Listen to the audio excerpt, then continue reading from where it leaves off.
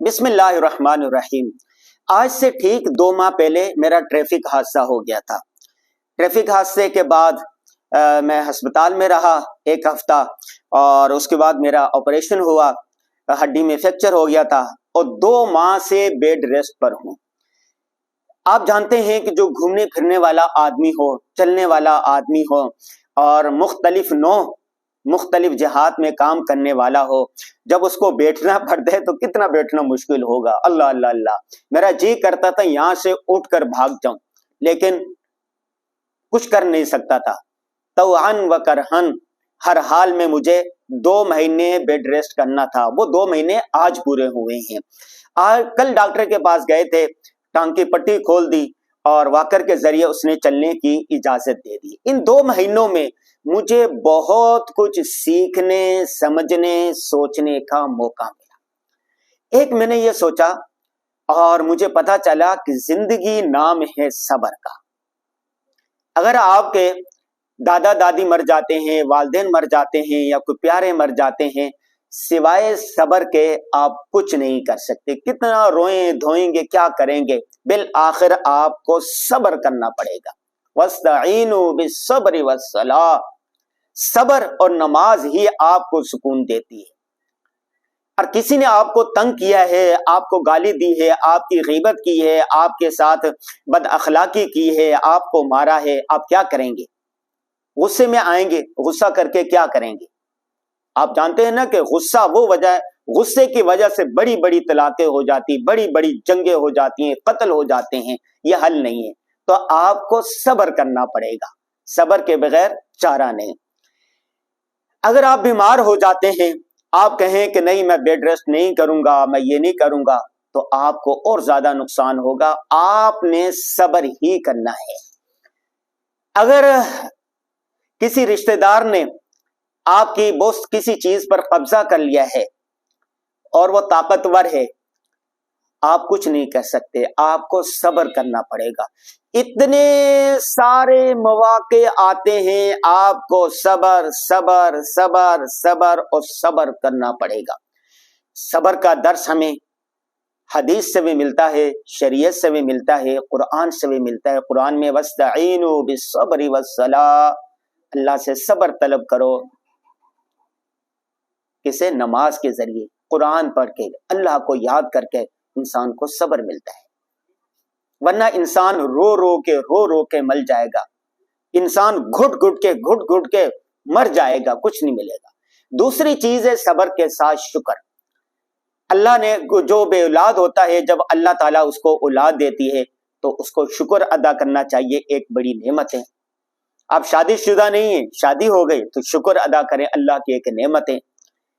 آپ بیمار ہیں، صحت یاب ہو گئے، آپ شکر ادا کریں۔ آپ بے روزگار ہیں، روزگار مل گیا، اللہ کا شکر ادا کریں۔ آپ کے دوست نہیں ہیں، کوئی اچھا دوست مل گیا، اچھا دوست ملنے پر اللہ کا شکر ادا کریں۔ اللہ کی ایک ایک نعمت پر شکر ادا کرتے چلے جائیں۔ اللہ کی کتنی نعمتیں ہیں۔ فَبِأَيِّ آلَاءِ رَبِّكُمَا تُكَذِّبَانِ۔ ایک طالب علم آیا میرے پاس، کہنے لگے میں تو بہت غریب ہوں، میرے پاس تو کچھ ہے ہی نہیں ہے، میں صبر کیسے کروں؟ میں نے اس سے کہا کہ آپ اپنی آنکھ دے دیں مجھے، اور مجھ سے 5 لاکھ روپے دے دیں۔ کیا 5 لاکھ میں آپ اپنی آنکھیں دیں گے؟ اس نے کہا نہیں۔ میں نے کہا ایسے کریں کہ آپ کا جو بازو ہے نا، یہ کاٹ کے مجھے دے دیں، 5 لاکھ روپے لے لیں، آپ دیں گے؟ اس نے کہا نہیں۔ میں نے کہا آپ دونوں کان مجھے دے دیں، ناک کاٹ کے دے دیں، زبان کاٹ کے دے دیں، آپ دیں گے؟ اس نے کہا نہیں۔ میں نے کہا دیکھیں، چند چیزیں ہیں جو لاکھوں میں ہیں، کروڑوں کی آپ کے پاس ہے، تو آپ غریب کہاں سے آئے؟ اللہ نے اتنی ساری نعمتیں انسان کو دی ہے، اس پر کیا کرنا چاہیے؟ شکر۔ تو زندگی نام ہے صبر کا اور شکر کا۔ ایک تو ہم نے یہ سیکھا۔ دوسری بات ہم نے یہ سیکھی، حدیث پاک میں جو آتا ہے کہ مومن پر 5 حق ہیں، ان میں سے ایک یہ ہے کہ جب کوئی بیمار ہو جائے اس کی عیادت کرے۔ تو مجھے پتا چلا کہ جب 2 مہینے میں یہاں تھا، بیٹھا رہتا تھا، ذکر کرتا رہتا تھا، مطالعہ کرتا تھا، تھک جاتا تھا، میری خواہش ہوتی تھی کہ میرے وہ دوست جو میرے ساتھ گھما پھرا کرتے تھے، میرے دفتر کے وہ ساتھی جو میرے ساتھ کام کرتے تھے، میرے وہ رشتہ دار جن کی خوشی میں ہم شامل ہوتے تھے، میرے وہ سینکڑوں کی تعداد میں شاگرد جن کو میں نے پڑھایا، وہ مجھ سے ملنے کے لیے آئے، میرا حال احوال لیں۔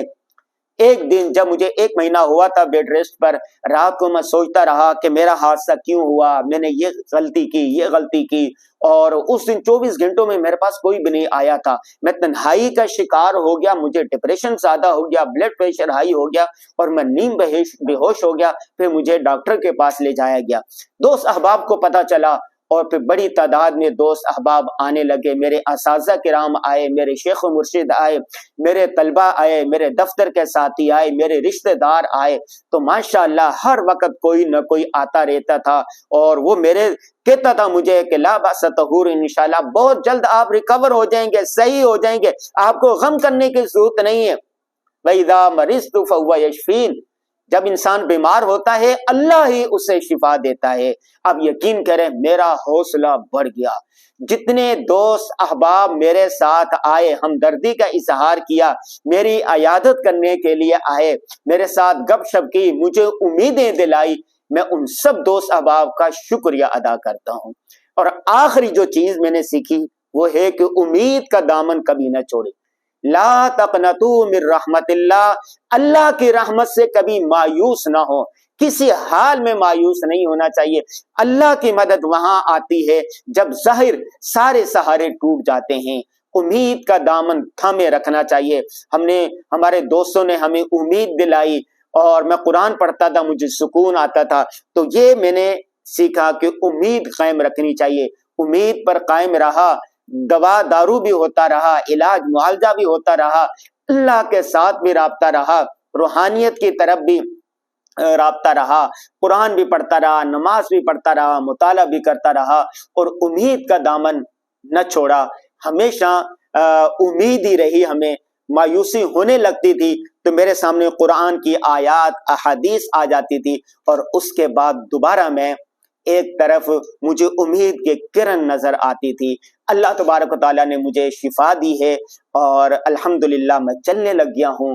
اور یہ آج دوسری ویڈیو ہے جو اس موضوع پر میں نے بنائی ہے۔